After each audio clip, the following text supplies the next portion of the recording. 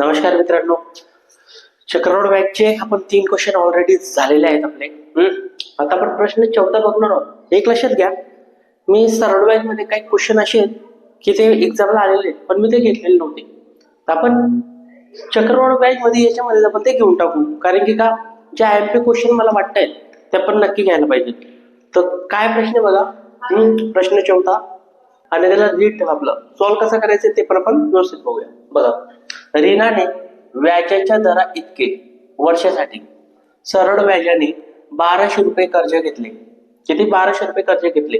जर तिने कर्ज फेडताना 432 रुपये व्याज दिले असेल तर व्याजाचा दर किती? आता एक सिंपल लॉजिक घ्या. काय म्हणतोय तो? रीना जो आहे, ओके, ती व्याजाच्या दरा इतकी म्हणजे जे व्याजचे दर आहे तेवढ्याच वर्षासाठी, म्हणजे दर म्हणजे काय तुमची? दर म्हणजे काय? टक्केवारी.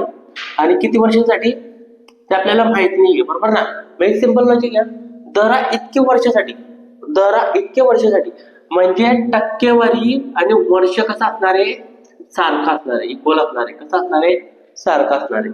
ओके, तर तिने काय घेतलं? 1200 रुपये कर्ज घेतलं होतं.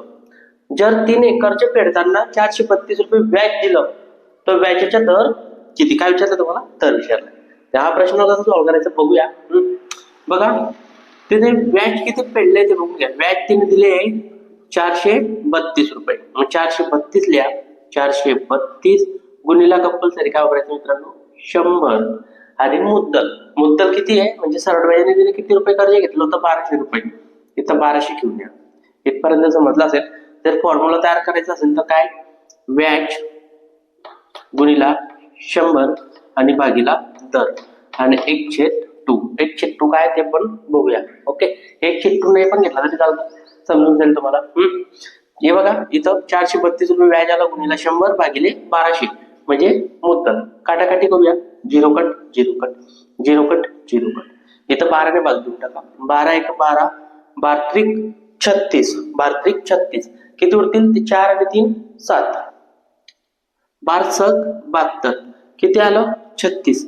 आता एक लक्षात घ्या, जेव्हा असं उदाहरण देतो मित्रांनो, ओके, दर इतके वर्ष सारखे, वर्ष इतके दर सारखे, जेव्हा असं उदाहरण येईल तर तुमचे सर्व सॉल्व्ह करून ही एक वर्ग संख्या भेटेल. काय भेटेल? वर्ग संख्या भेटेल. ओके, तर तुम्हाला आन्सर काय आले मित्रांनो? 36. हा कोणाचा वर्ग आहे बरं? 36 हा आहे 6चा वर्ग. म्हणजे आपला दर किती असणार आहे? 6%. एक सिंपल लॉजिक घ्या, जे पण आन्सर येईल त्याच्या सिंपल मध्ये वर्गमूळ काढायचं. काय काढायचं? वर्गमूळ. वर्गमूळ 36 किती? 6. म्हणजे दर किती तुमच्या? 6%. या पद्धतीने तुम्ही हा प्रश्न आरामाने सॉल्व्ह करायचा आहे. पण एक लक्षात घ्या, इथं तुम्हाला ऑप्शन मध्ये 36 सुद्धा दिलेलं असेल तर तिथं गडबड करू नका. आपल्याला काय काढायचे? वर्गमूळ काढावा लागतो, तो वर्गमूळ काढायचा. ओके, चला पुढे आपण बघूया 5वा प्रश्न. चला प्रश्न क्रमांक 5वा बघूया. ओके, जो अगोदरच्या आपण 14 प्रश्न घेतलेला आहे तो कुठं आलेला नाही मित्रांनो. जर 2025-26च्या भरतीला आलं तर बेटर होऊन जाईल. चला बघूया प्रश्न 5वा काय प्रश्न आहे.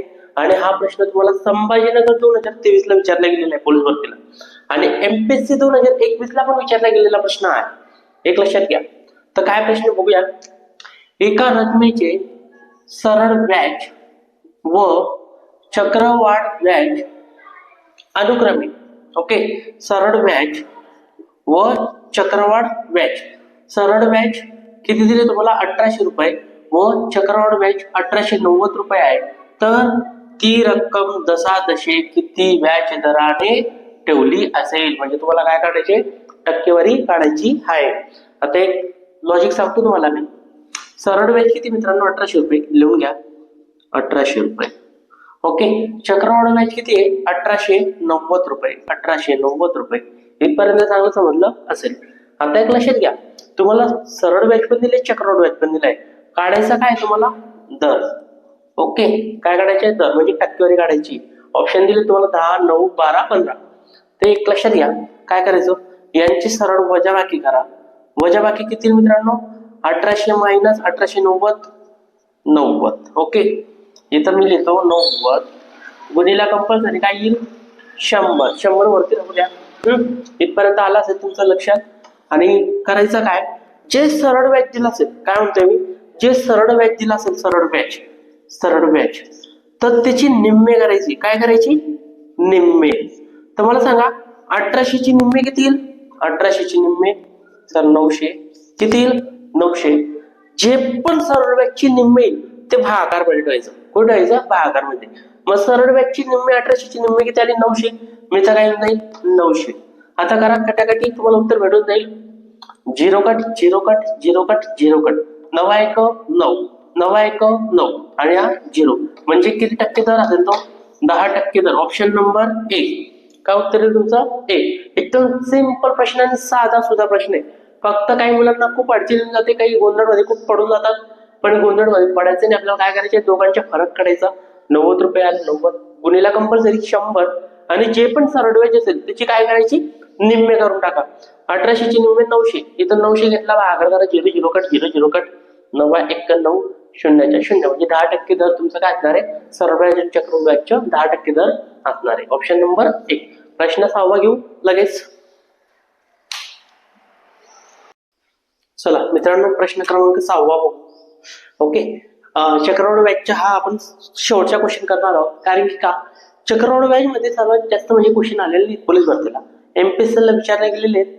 ओके, त्यासाठी क्वेश्चन होतात तेवढा आपण घेण्याचा प्रयत्न करतोय. तर हा प्रश्न घेऊन आपण नेक्स्ट चॅप्टर कोणता आणायचा तर ते मी तुम्हाला उद्या सांगणार आहे. तर बघूया काय प्रश्न आहे. ओके, एका रकमेवर 2 वर्षाकरिता 4% दराने मिळालेल्या चक्रवाढ व्याज व सरळ व्याज यातील फरक 8 रुपये आहे, तर ती रक्कम कोणती? असा प्रश्न केला गेलेला आहे. म्हणजे काय बघा, एक रक्कम आहे, त्याचे चक्रवाढ व्याज आणि सरळ व्याज जर काढलं तर त्यातला फरक किती रुपये येतो? 8 रुपये. पण ती रक्कम आपल्याला माहिती आहे का? नाही माहिती. तर ती जी रक्कम आपल्याला काढायची तर ती कशी काढायची? इकडे बघा. बघा फरक लिहून घ्या. फरक ओके गुणिला 100 आणि भागीला टक्केवारी, एवढा फॉर्म्युला आहे. हा फॉर्म्युला आपण अगोदर सरळ व्याज मध्ये सुद्धा बघितलेला आहे. तुम्ही व्यवस्थित बघितला तर तुम्हाला पहिल्या लेक्चर मध्ये सापडून जाईल. ओके, तर बघू फरक सरळ व्याज आणि चक्रवाढ व्याज मधला फरक किती मित्रांनो? 8 रुपये. मी तर 8 लिहून घ्या गुणिला कंपल्सरी 100. आता एक लक्षात घ्या, हा 100 मी एक वेळेस घेतलेला आहे, हिला 2 वेळेस घ्यायचा आहे. 2 वेळेस काय घ्यायचे की तुम्हाला 2 वर्षासाठी विचारलं गेलं नाही. किती वर्षासाठी? 2 वर्षासाठी. जर 3 वर्षासाठी विचारलं तर 100 3 वेळेस. इथं 2 वर्षासाठी विचारलं तर 2 वेळेस. 4 वर्षापर्यंत सहसा विचारत नाही. तर मग तुम्हाला 2 वर्षासाठी विचारलंय तर 100 2 वेळेस लिहा. 100 2 वेळेस आणि भागीला टक्केवारी. टक्केवारी किती आहे तुमची? 4. तर हा 4 पण किती वेळेस लिहायचा मित्रांनो? 2 वेळेस. किती वेळेस? 2 वेळेस. ओके, कारण की का की 2 वर्षासाठी विचारलंय. तर मग एक लक्षात घ्या, 2 वर्षासाठी विचारलं तर 100 2 वेळेस जायला पाहिजे, टक्केवारी 2 वेळेस जायला पाहिजे. 3 वर्षासाठी विचारलं तर 100 3 वेळेस जायला पाहिजे आणि हा टक्केवारी 3 वेळेस जायला पाहिजे. एवढं लॉजिक सिंपल लक्षात ठेवा. चला काटाकाटी करूया. 4 1 4 4 2 8 किती उरली? 2. 4 5 20. इथं 4 1 4 4 2 8. ओके, आता सर्वांचा काय होऊन जाईल? गुणाकार. 25 2 50 25 2 50 आणि हा 100 चे 2 झिरो डायरेक्ट शेवटी ठेवतो आपण. 1 2 म्हणजे आपली मूळ रक्कम किती मित्रांनो? 5000 रुपये. 5000 रुपये ऑप्शन बी. किती सोपं आहे? खूप सोपं आहे. तुम्ही पोलीस भरतीला सहज मार्क घेऊ शकता. फक्त थोडा अभ्यास करायचा आहे. पण अभ्यास केला तर 100% तुम्हाला 90+ मार्क जातील व्यवस्थित. तर आज आपण एवढंच घेऊया. ओके, काही अडचण असेल तर कमेंट बॉक्स मध्ये लिहून पाठवा. तुम्हाला जे अवघड जात असेल त्या लेक्चरसाठी कमेंट बॉक्स मध्ये पाठवा. ते लेक्चर मी घेण्याचे नक्की प्रयत्न करेल. ओके मित्रांनो, तर आज आपण एवढंच घेऊया. भेटूया आपण उद्या. बाय, नमस्ते.